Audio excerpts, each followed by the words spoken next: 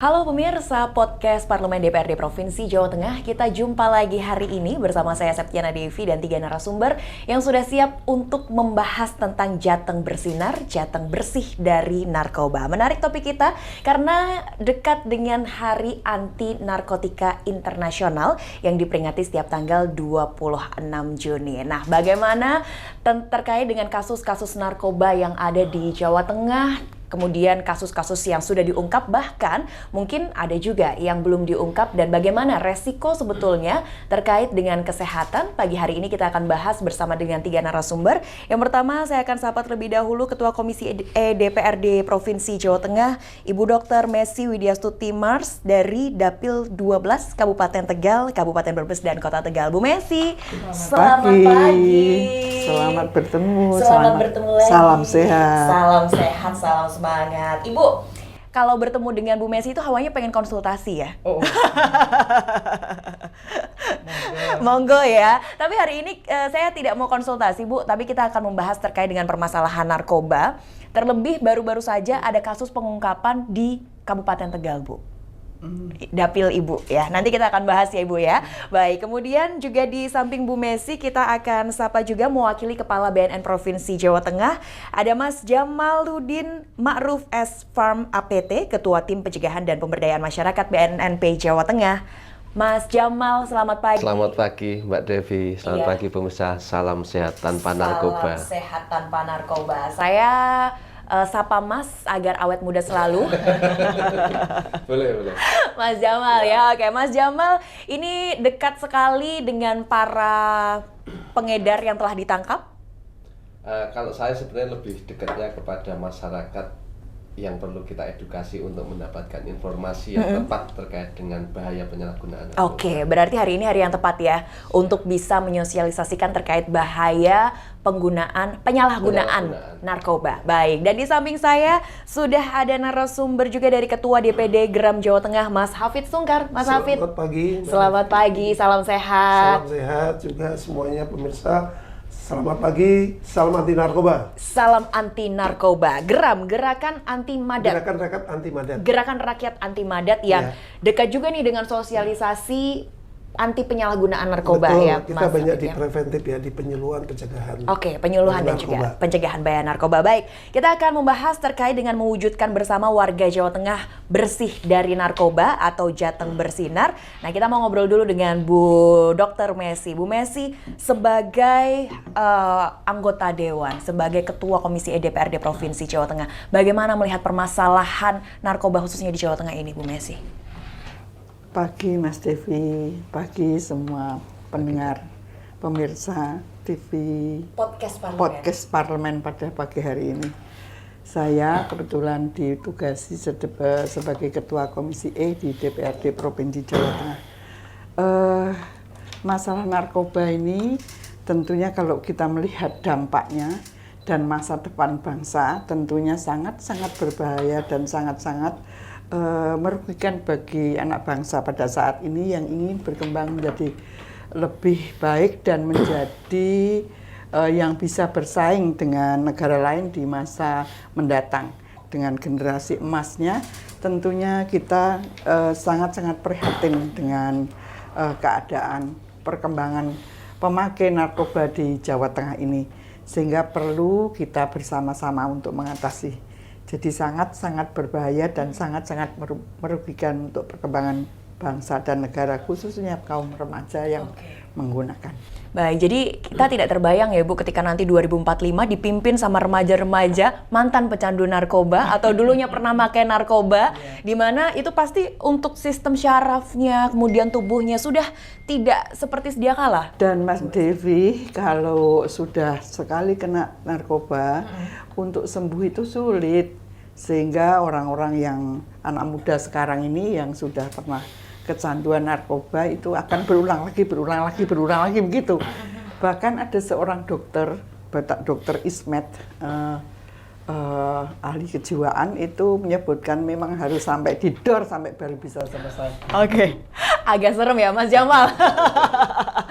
Ini apakah jadi semacam apa ya, untuk menakut-nakuti, didor dulu baru selesai gitu, atau bagaimana? tahap-tahap pencegahan yang mungkin Mas Jamal lakukan bersama dengan BNN Provinsi Jawa Tengah? Ya, baik Mbak Devi. Jadi memang terkait dengan permasalahan narkoba khususnya di Jawa Tengah ini, salah satu yang perlu kita juga perhatikan dan tidak boleh kita lupakan adalah bagaimana kita mencegah masyarakat yang belum terkontaminasi narkoba. Kita tahu sendiri di Jawa Tengah saat ini ada 1,3% penduduk usia 15 sampai dengan 65 tahun. Itu dalam 1 tahun terakhir mereka masih menggunakan narkoba, ya. Itu kurang lebih di kisaran angka 195.000 penduduk di Jawa Tengah. Itu 1 tahun terakhir mereka masih menggunakan narkoba. Tapi jangan lupa kita juga masih ada 97,3% berarti, atau 98,7% penduduk di Jawa Tengah yang belum terkontaminasi narkoba, yang perlu kita kuatkan daya tangkalnya supaya mereka tidak terjerumus, tidak ikut, tidak masuk ke dalam lingkaran para penyalahguna narkoba tadi. Jadi kita perlu menguatkan mereka, kuatkan daya tangkal mereka, ketahanan dirinya mereka harus kita kuatkan, sehingga pada saat nanti mereka ditawari untuk menyalahgunakan narkoba, mereka punya kekuatan, keberanian untuk berkata tidak, daya tahan, betul dok. Seperti itu. Berani untuk berkata tidak. Yes. Ada narkoba. Iya. Nanti coba dulu deh, jangan. Iya. Ya. Nah, karena tadi seperti Dr. Messi sampaikan, kalau sudah masuk ke pusaran itu sulit sekali untuk keluar. Ya, makanya tadi yang 1,3% tadi mereka yang sudah masuk ke dalam pusaran penyalahgunaan narkoba. Ini untuk sembuh itu sangat susah sekali. Bahkan pada saat mereka itu sudah kita intervensi untuk mengikuti program rehabilitasi, mereka sudah selesai mengikuti program rehabilitasi, tidak bisa kita katakan sembuh. Yes. Tetapi kita katakan mereka pulih. Dan di sini tugas terberatnya adalah bagaimana menjaga mereka untuk tidak kambuh lagi, atau relapse prevention-nya itu tadi, Dok. Itu yang paling berat. Karena percuma mereka mengikuti program rehabilitasi kalau nanti setelah selesai rehab mereka kembali ke komunitas awal, 80% mereka akan relapse lagi, akan kambuh lagi. Jadi memang harus betul-betul cut off. Yes. Semua dari sisi sosialnya tidak boleh berteman lagi. Dari individunya harus punya komitmen yang kuat, support sistemnya juga harus mendukung keluarga untuk dia. Dan lingkungan. Betul, Dok. Ya. Oke, karena kasus yang kemarin diungkap juga itu artis Faris RM yang sudah berkali-kali baru-baru ini Roy masuk lagi ya, Martin, kayak nggak ada kapoknya gitu ya. Itu salah satu buktinya, Mbak, bahwasanya adiksi. Ya, adiksi itu sangat sangat mengikat sekali kepada setiap individu, sehingga tadi menjaga mereka untuk tidak kambuh itu sangat susah sekali. Oke, baik. Jadi sisi daya tangkalnya yang harus dikuatkan oleh BNN Provinsi Jawa Tengah. Ini pasti bukan tugas yang mudah, makanya Geram ini juga berkontribusi untuk bisa menangkal penyalahgunaan narkoba khususnya untuk anak-anak muda di Jawa Tengah. Ya, kita nggak anak muda juga. Karena yang narkoba, Mbak Devi, dari usia anak-anak sampai orang tua bisa terkena karena pergaulan yang salah. Gitu. Jadi kami dari Yayasan Gerakan Rekat Anti Mada Jawa Tengah, kita udah lama nih, berdiri dari tanggal 9 September 1999. Pak Devi udah lahir belum? Sudah 3 tahun. Bayangkan. Mbak Tita ya. Iya, tahun segitu aja sudah ada yang namanya narkoba, apalagi sekarang. Makanya kami dari Gram juga bermitra dengan BNN, dengan kepolisian, khusus narkoba.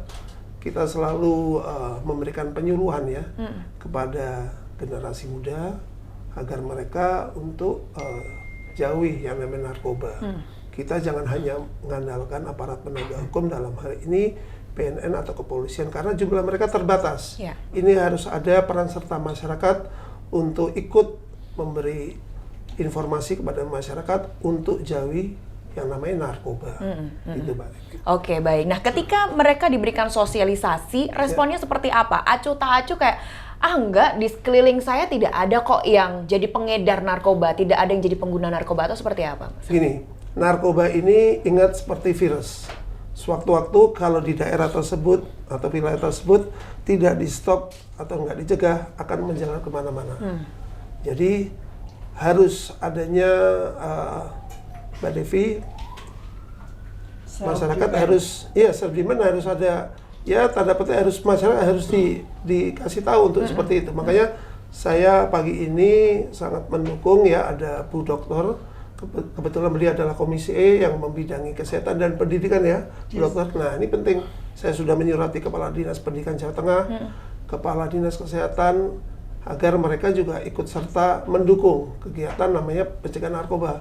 Makanya Bu Dokter ini mumpung ketemu sama Ketua Komisi E DPRD Jawa Tengah, ini pendidikan bahaya narkoba ini harus selalu diberitahukan kepada anak-anak sekolahan dari SD sampai university, ya, karena yang namanya narkoba itu yaitu tadi yang saya katakan, tidak lihat jenis, kelamin, suku, bangsa, etnis, agama, semua bisa terkena karena pergaulan yang salah. Kalau korupsi atau radikalisme musuh bangsa yang lainnya ya, itu bisa terkena ketika terpapar usia udah dewasa. Kalau narkoba udah enggak, karena pergaulan yang salah, Mbak Devi. Ini makanya kita terus menerus, dan ingat, narkoba ini sudah masuk ke pedesaan. Makanya dari BNN ini ada program namanya Desa Bersinar, bersih narkoba. Ini harus kita dukung. Kalau dulu Mbak Devi mungkin ngerti narkoba hanya perkotaan, tapi ini sudah masuk ke desa. Ini sangat mengkhawatirkan. Ya toh Pak Jamal, Bu Dokter. Jadi kita sebagai masyarakat harus selalu mengingatkan semuanya. Kalau ada yang pihak keluarga nggak mau, ya kita paksa. Harus, karena ini sudah musuh bangsa yang paling dahsyat, narkoba ini. Narkoba ya, luar biasa. Dan berbicara narkoba sudah masuk desa, baru-baru ini juga ada pengungkapan ya di salah satu desa di Lebak Siu, Kabupaten Tegal. Dan ini merupakan dapil dari Ibu ya, di mana dapil 12. Nah, concern Ibu terhadap narkoba khususnya di dapil Bu Mes ini seperti apa? Ya, kita membuat seperti kata Mas Habib tadi, bahwa sampai masuk ke desa, ini terbukti bahwa di tempat yang begitu jauh dari keramaian, Lebak Siu itu di tengah-tengah dari Kabupaten Brebes, jauh dari Pantura, jauh dari selatan. Ternyata satu ketika bisa ditemukan sekian butir narkoba maupun jenis sabu ya, sekian gram, 100 gram. Nah, itu membuktikan bahwa memang betul-betul ini merupakan bahaya yang kita harus perhatikan, dan penyuluhan kita maupun membuat anak-anak ini siap atau selalu bisa mengatakan no drugs itu harus kita tekankan terus-menerus. Bahkan saat ini kita sedang rapat anggaran tahun 2026. Saya matur ke seluruh dinas yang lain bahwa DPR itu ada kegiatan Dewan Mengajar ke sekolahan-sekolahan. Di samping narkoba juga ada juga LGBT di daerah Batang. Itu juga harus kita perhatikan, dan materi itu siapkan materi untuk kami semua bawa ke seluruh dapil kami masing-masing. Moga-moga dinas ini juga mau bersama-sama dengan kami untuk melakukan hal tersebut. Walaupun tidak profuse seluruh daerah bisa kita atasi, paling tidak satu kabupaten ada 2-3 SMA yang kita masuki dan kita beri penyuluhan, bahkan dengan kerjasama dengan Dinas Pemberdayaan Perempuan dan Anak. Itu saya berharap dia buat leaflet. Leaflet itu ditampilkan di mading. Nah, itu bisa juga dibaca dan sekaligus seluruh anak bisa membaca. Tapi itu juga belum dilaksanakan. Saya akan tagih lagi untuk bisa membuat leaflet itu, dan memang saya mikirnya masih tradisional sih, tapi bisa juga lewat internet yang sosial media yang bisa di-sharekan ke seluruh anak didik di seluruh Jawa Tengah. Jadi memang kita perlu perhatian yang khusus dan terintegrated di antara kita semua yang peduli terhadap narkoba ini, bisa bahu-membahu untuk melakukan pencegahan. Jangan sekali-sekali mencoba. Karena kalau udah sekali mencoba, dia mau lagi, kok ini cuma begini, dia mau yang lain. Kalau aku udah coba kokain, aku mau coba ganja, aku mau coba amfetamin dan lain sebagainya.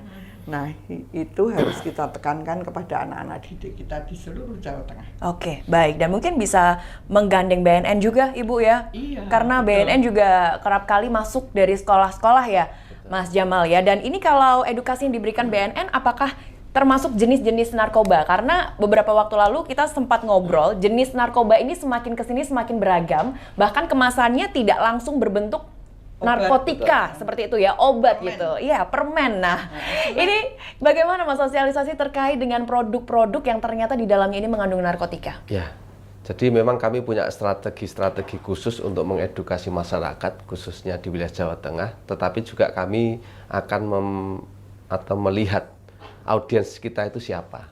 Tentu pada saat kita memberikan edukasi ke adik-adik usia dini, mungkin di usia TK atau SD, kita tidak akan pernah memperkenalkan kepada mereka, ini dek namanya sabu, ini ekstasi, nggak pernah. Sesuai dengan usia. Sesuai dengan usia. Tapi di usia-usia seperti itu kita lebih bagaimana menanamkan perilaku mereka, bagaimana cara mengkonsumsi obat yang baik, yang benar, bagaimana hidup sehat, bagaimana menghargai orang tua, orang lain, dan lain sebagainya. Lebih ke arah-arah seperti itu. Tapi untuk segmen-segmen yang lebih tinggi dan kita anggap sudah saatnya mereka mendapatkan informasi, yaitu kita tampilkan nanti berbagai macam bentuk-bentuk perkembangan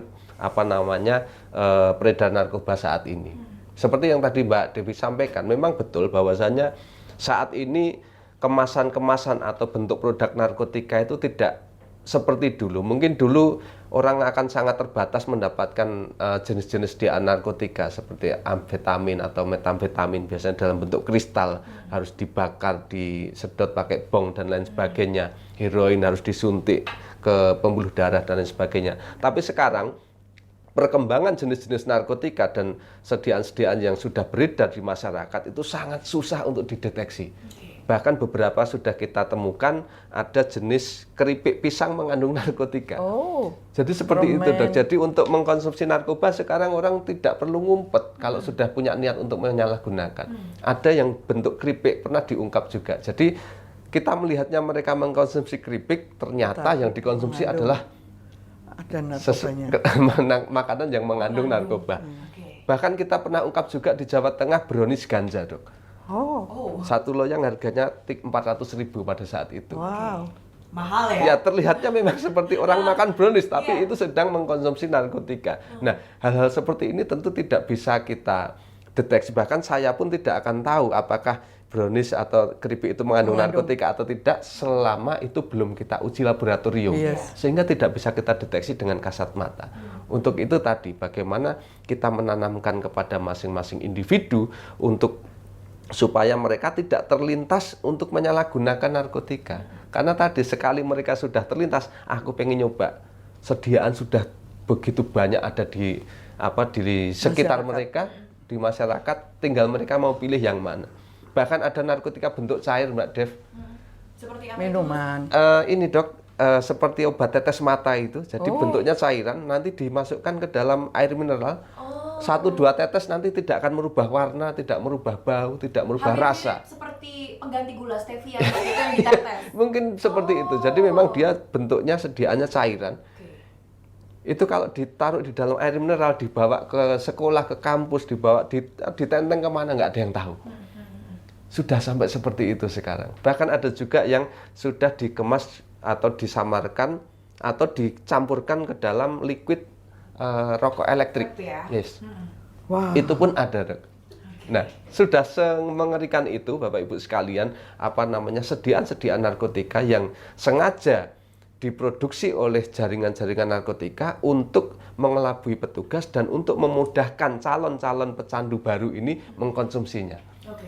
Tapi ketika mereka konsumsi itu otomatis untuk takarannya akan meningkat dan meningkat? Ya, keinginannya? Yang disebut sebagai toleransi, yaitu di mana salah satu sifat narkotika itu apabila dikonsumsi oleh individu dan itu secara berkala atau secara teratur, maka tubuh akan mengalami yang namanya toleransi zat. Mungkin dokter akan sangat paham itu. Tambah lagi. Nanti untuk bisa mendapatkan efek seperti pada saat awal dia menggunakan, itu dosisnya harus dinaikkan. Kalau tidak dinaikkan, dia tidak akan bisa merasakan efek seperti pada saat awal dia menggunakan narkotika.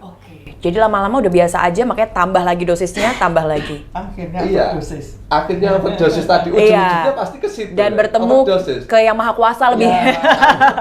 Setiap zat itu ada yang namanya, kalau misalkan obat itu yang Dok, ada namanya therapeutic dose, itu dosis untuk takaran yang memberikan efek terapeutik. Ada toxic dose, itu dosis yang sudah memulai muncul efek poison atau racun ya, dan lethal dose. Kalau sudah sampai di lethal dose ya overdosis tadi meninggal. Baik. Jadi lebih baik. Iya, cukup menakutkan ya kalau sudah tubuh kita toleransi seperti itu. Baik, nanti kita akan lanjutkan obrolan kita lagi. Pemirsa tetaplah bersama kami dalam podcast Parlemen DPRD Provinsi Jawa Tengah.